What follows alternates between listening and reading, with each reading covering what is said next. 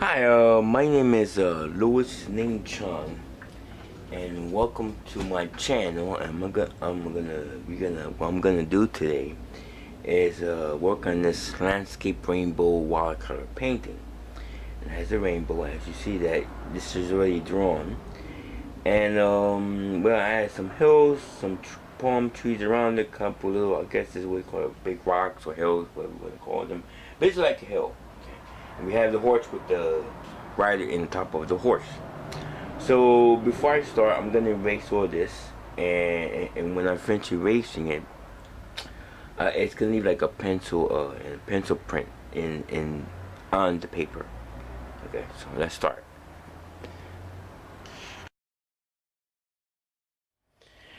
So I'm done erasing it. So just look closely, and you see some of the pencil marks on it, so it's still there.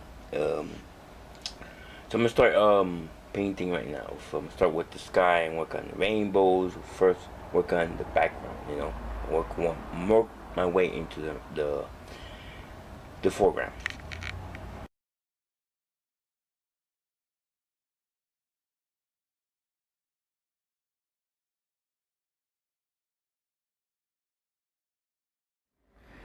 Okay, so right now, if you look, I used the blue I used was Cillian blue, and what I did from the top, I just went down and tried to be gradually lighting up in the bottom.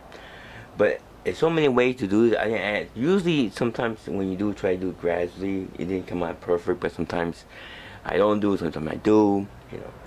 And I like taking my time. So most likely, people that has a fast hand, what you do, supposed to add some water first, and then add a color. So this is gonna be darker. As you go down, it's gonna become lighter naturally, just by the while you put some on the surface, and then put the paint from dark all the way to light. But I use it like I like taking my time. So most likely, I stroke by stroke and try to keep it wet as possible as you go down. So try to move a little bit faster. Okay, so right now I'm gonna start working on the rainbows.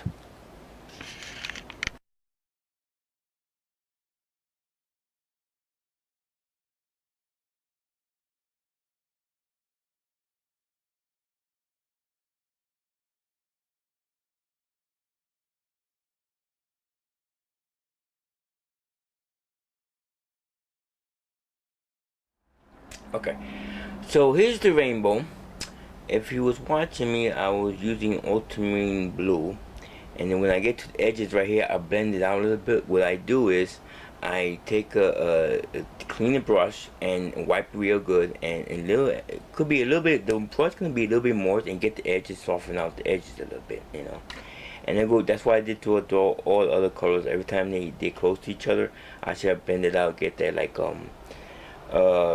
soft edges type of look. And then for the purple, I did like a crimson red with ultramarine blue. The yellow actually would be a candy and see what, lemon yellow.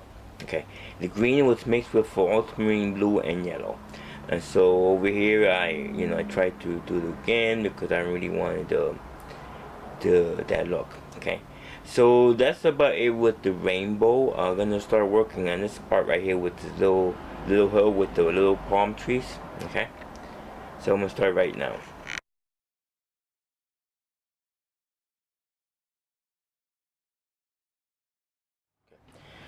Well, so you notice that I added some like a little mountain on the background. The blue was using what's it called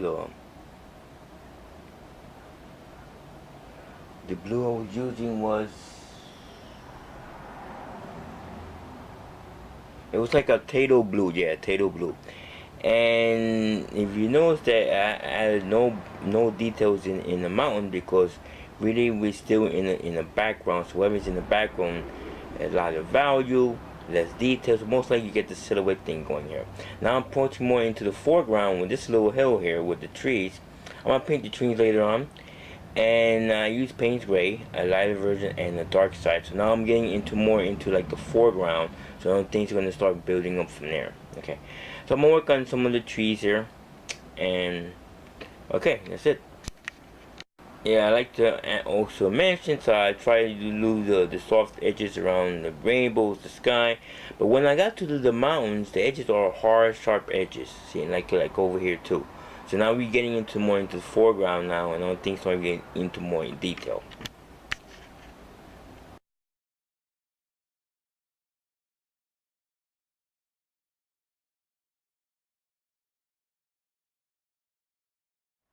Okay. So you see, I use the green, use yellow and with called ultimate marine blue, and I mix it so that's a lighter violet shade of that green and a darker shade. So most likely, just like this over here, I didn't add too much detail. It's like I kept the color simple, just with the values and the shape. Now, as you go over here, this over here, I added like a Persiana and a lighter and a medium tone and a darker tone.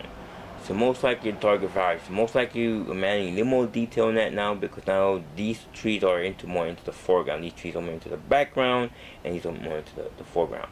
So now I'm gonna start when I add green over here and you see the horse and the guy saying that I'm working on that later. And yeah, so I'm gonna work on the green, add a little maybe three values of the green, and I just want to let people know that when I use a green, when it comes to landscapes, I use many kind of type of greens. I mean, yellow is different. When I use greens, it's most likely using a lot of different yellows and different kind of blues. And that's how I handle that. Sometimes a little bit red here and there, but that's how I use my greens. So when you get into landscapes, try to use many kind of greens in your landscapes. It gives you more visual interest. Okay, so we're gonna start right now. When I'm done, give you. I think I'm finished that explanation, so I'm gonna work on something else. Okay, here we go.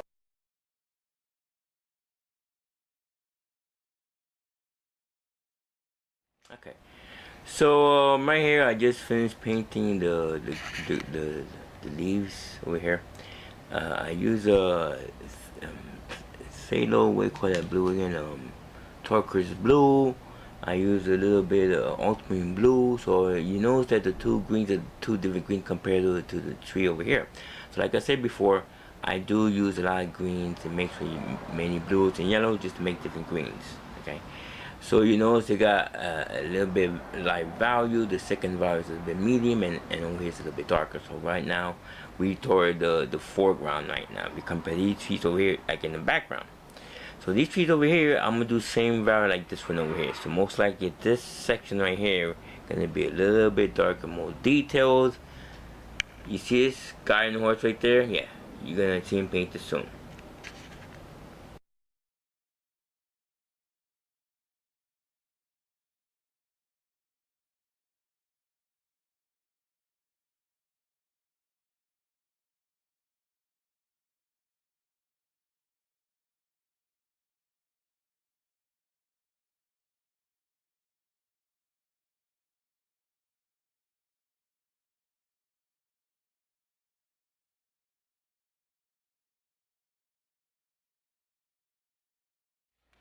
Okay, so I finished right here. Right here, I just use many yellows and many greens, many blues and many yellows and many blues to make create different kind of greens. Okay, so over here, you see, if you notice that I do paint many greens. Okay, and have that and these tray palm trees over here. Now over here, I just did two values, one large and one a little bit on the medium side compared over here because it has three values, light, a medium, dark, because these trees are more into the foreground. So this over here, the grass, less detail. I just lighten up the value, little shadow. But when I get over here, it's gonna be detailed over here in this section. It's gonna be more into the foreground, and dark colors can be a little bit darker, and that's it. So we're gonna finish this up here. Okay.